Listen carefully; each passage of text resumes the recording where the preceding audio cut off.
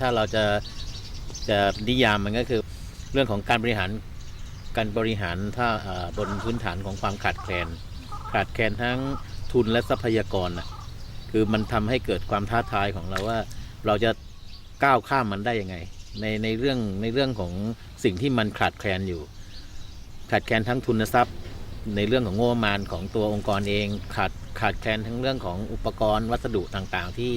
ที่เราไม่พร้อมในขณะเดียวกันที่เราต้องเผชิญกับเรื่องของภัยที่หนักหนาสาหัสพอสมควรซึ่งปี54เนี่ยมันหนักมากแม้ว่าเราจะมีประสบการณ์จากปี49นะครับปี49ก็ขาดแคลนอยู่แต่ว่ากันนั้นเลยเนี่ยมันก็ยังไม่สมบูรณ์เพราะว่าเนื่องจากข้อจำกัดทางด้านงบประมาณของตัวท้องถิ่นเองแล้วก็ข้อจำกัดในเรื่องของบุคลากรหรือว่าคนที่จะมาเป็นมาหนุนมาเสริมอยู่ในพื้นที่เนี่ยแล้วจริงๆแล้ววิกฤตที่เกิดขึ้นเนี่ยเราใช้เป็นโอกาสได้สร้างเป็นโอกาสก็คือทำให้คนหันหน้าเข้ามาหากันยามที่เกิดภัยอะไรต่างๆทุกภัยไม่ว่าจะเป็นเรื่องอุทกภัยเช่นปี54เนี่ยมันเหมือนกับทำให้คนเสียสละนึกถึงว่าเราจะรวมกันเพื่ออยู่ได้อย่างไรมันเป็นการปรับตัวของเราไงคือเราอยู่แบบนี้มาแล้วเราก็ต้องในเมื่อมันมีวิกฤตทำให้มันเป็นโอกาสไปซะประมาณนี้ค่ะ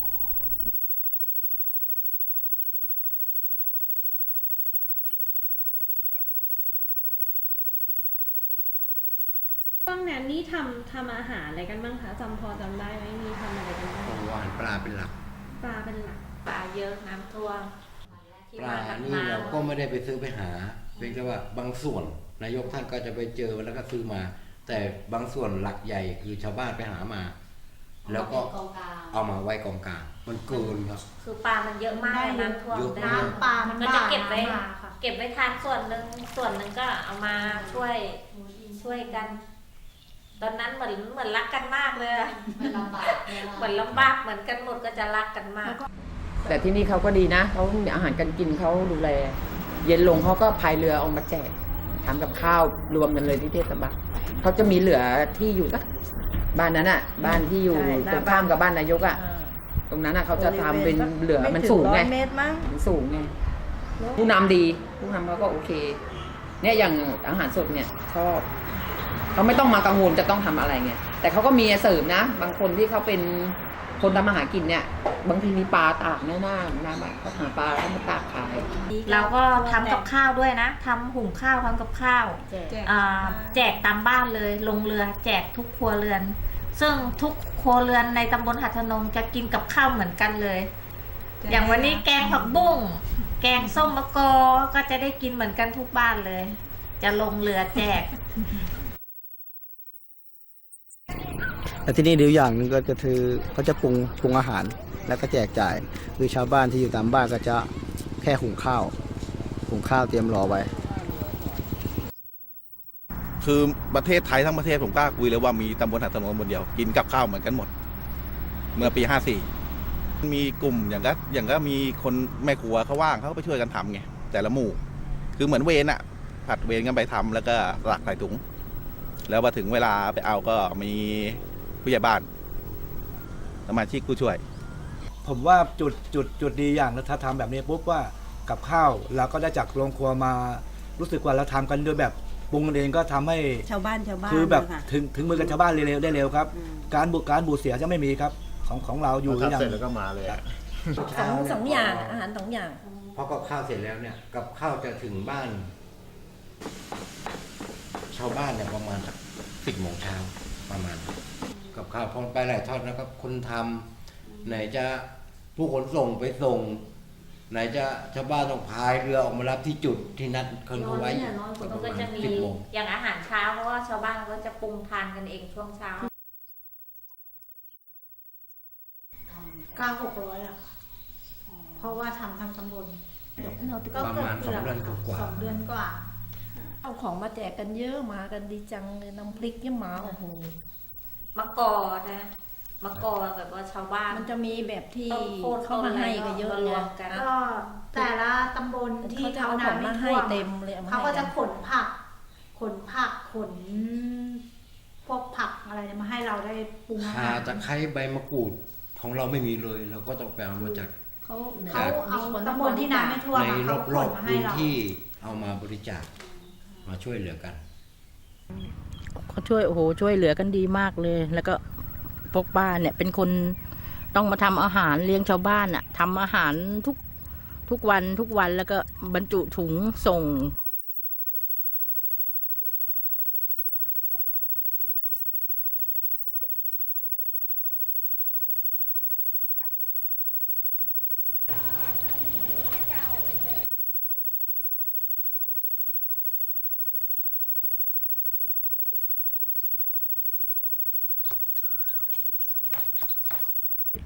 ไปแจกมีเรือไปแจกให้ชาวบ้านที่ตามหมู่ก็อย่างคนหลักๆก็คือมีป้าพวกป้าเนี่ย5 คนคือเป็นตัวหลักตัวยืนเป็นคนประสานงานก็ทางอบจว่าวันนี้ทำอาหารอันนี้นะเดี๋ยวส่งอันนั้นมาให้อันนี้มาให้อะไรอย่างนี้ไงแล้วก็เขาจะมีคนในหมู่บ้านเข้ามาช่วยผัดเปลี่ยนกันมาแล้วแต่ใครจะมาใครอยากจะหยุดอะไรอย่างนี้ไงคือพวกป้าก็เป็นตัวยืนป้าลี่คือเขาเป็นแฟนนายกแล้วก็ประกางอยู่ฝากบ้านหลังเขียวเนี่ย ก็มาช่วยกันทั้งหมด6 หมู่อะค่ะช่วยกันทำกับข้าวในครัวกันนะอยู่ในจุดเดียวกันนะก็นี่ก็แม่ครัว นี่ก็แม่ครัวทั้งหมด เล เลย ยค่ะ แม่ครัวทำเสร็จก็ใส่ส่งลงนี่ก็เป็นทีมเหมือนขนก็จะมีห่อใส่ถุงอะค่ะ ทุกบ้านกินอาหารอย่างเดียวกันหมด เหมือนกันหมดทั้งพวกหมู่อะ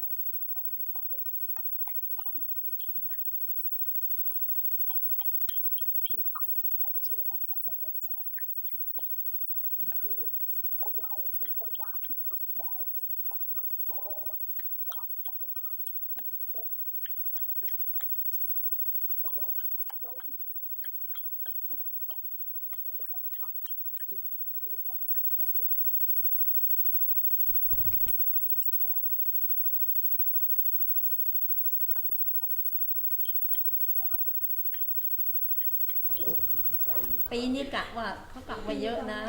ถ้ามันท่วมแบบนั้นอีกก็คือเราก็ต้องช่วยเหลือตัวเองให้ได้ ต้องอยู่กันแบบนั้นให้ได้ ต้องอยู่กับธรรมชาติให้ได้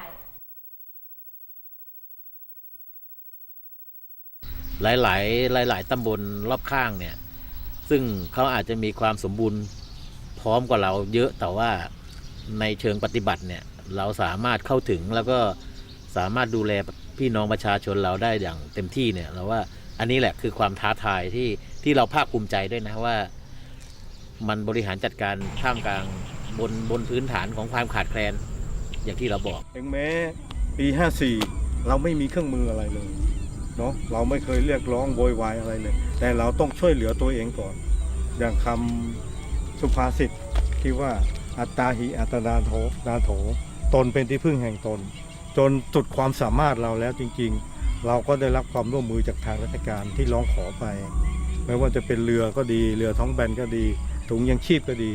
นะครับแต่เราก็บริหารจัดการกันอย่างเป็นระบบสามารถที่จะดูแลพี่น้องประชาชนได้อย่างทั่วถึงสิ่งเหล่านี้ที่เกิดขึ้นนะครับก็ช่วยเหลือกันมาเราต้องเริ่มจากเราก่อนเราต้องเริ่มจากคนในก่อนคนในต้องช่วยกันก่อนคนในต้องเข้มแข็งสามัคคีกันก่อนนะคะจริงๆถ้าเราแบมือแต่ขอความช่วยเหลือจากที่อื่นอ่ะถ้าเขาไม่ช่วยเราจะอยู่ยังไงถูกไหมคะจริงๆเราต้องทำเองก่อนค่ะงานในหมู่บ้านเนี่ยเรียกว่างานศพงานบวชงานแต่งอะไรเงี้ยก็คือพวกเราส่วนใหญ่จะไม่ค่อยหาโต๊ะจีนจะไปช่วยกันทำ ส่วนใหญ่คนที่นี่แบบคือไงรักกัน ใครเป็นใครตายอะไรก็คือไปช่วยเหลือกันโหดีมาก พี่ว่ามันไม่ใช่แค่เพื่อนบ้านมันไม่ใช่แค่เฮ้ยฉันรู้จักแกเป็นญาติกันมันคือครอบครัวทุกคนในครอบครัวต้องมีผู้น ผู้นำในหน้าที่นี้คืออาจจะเป็นนายกผู้นำต่างๆ ที่เขาเป็นท้องถิ่นท้องที่อย่างเงี้ยคือเป็นคนที่ปกครองและดูแลแล้วอีกลูกๆที่เหลือเนี่ยคือคนที่ต้องให้ความร่วมมือยิ่งเราตัวเล็กเท่าไหร่เรายิ่งต้องให้ความร่วมมือเขาแล้วมันจะเข้มแข็งของมันเองอย่างนายกนี่โหดีมากเลยกว่า ทุกคนรักแกเหมือนบางคนบอกเหมือนพ่อเลยนะอะไรเงี้ย คือก็ให้ความสำคัญเหมือนกันหมดไม่เลือกคนนั้นคนนี้อะไรเงี้ยคือเดือดร้อนบอกคือทำให้ทุกอย่างทำกันจนเคยเลยบางครั้งก็ไม่มีกับนายกอะไรอย่างเงี้ยทำทุกหน้าที่ พอเสร็จแล้วเราก็ปรับตัวได้ เราต้องอยู่เพราะนายกเคยพูดว่าเราต้องสู้แล้วก็อยู่กับน้ำให้ได้แต่ตำราครับมันเป็นตำราเปิดตำราอยู่ด้วยกันอยู่ใช้ชีวิตอยู่กับน้ำให้ได้ ถามว่าเราจะหนีพื้นที่น้ำท่วมไปได้ไหมหนีไม่ได้ครับแต่เราต้องทำยังไงให้ชีวิตเราอยู่กับน้ำให้ได้เท่านั้นเอง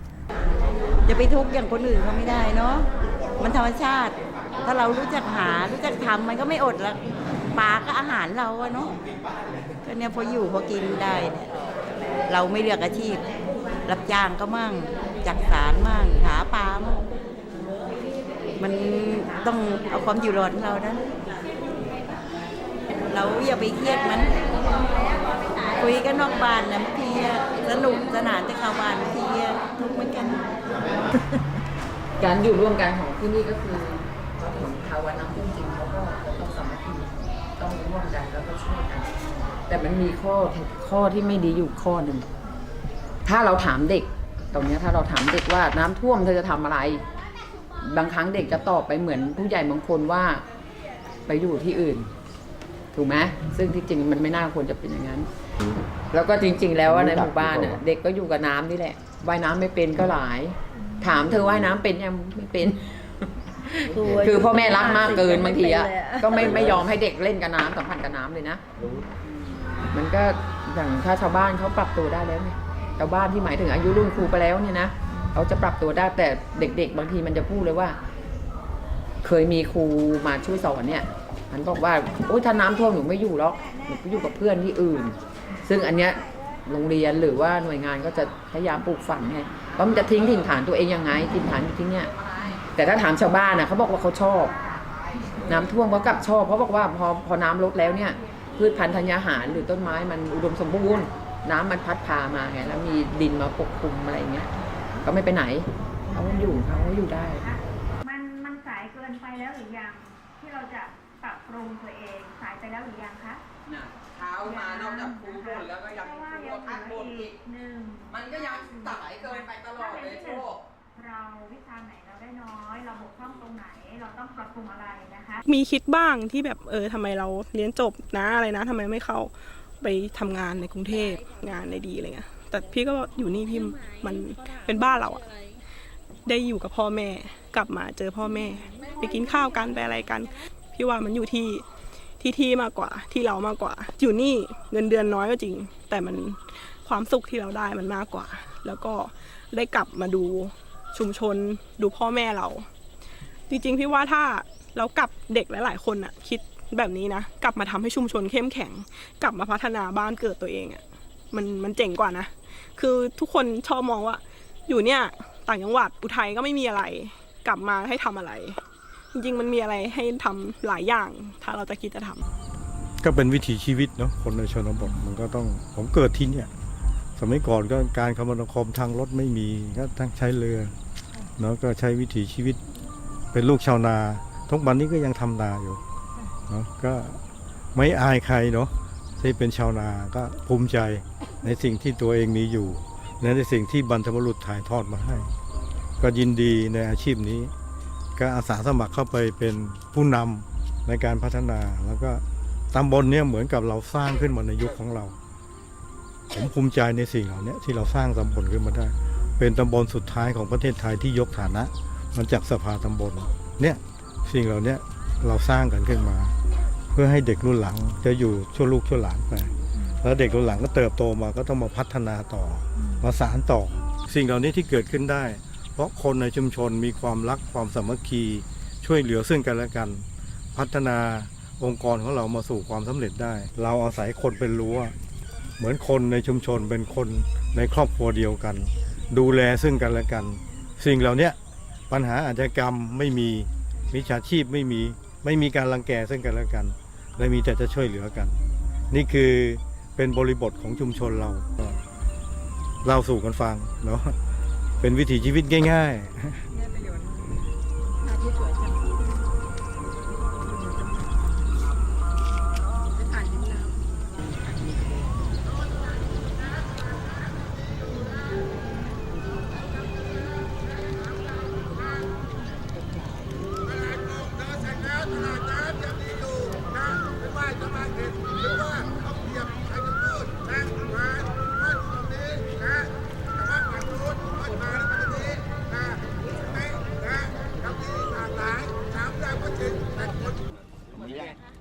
มาจ่าประจำมาแล้วเลยไม่ต้องรีบวิ่ง อยู่แค่นี้นะ ติดงานยังว่าปนกไม่มา คนเป็น